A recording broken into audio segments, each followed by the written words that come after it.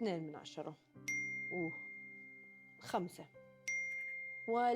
شو عمليت لك 7. لا 1 صراحة. إنه سارة اختارت مصمم فلسطيني من عرب الداخل يصمم لها فساتينها. كان عن جد إلي الشرف إني تعرفت عليها واشتغلت معاها. فيا ريت عن جد ما نحللش على كيفنا من ورا كومنت اللي بعرفش مين انكتب.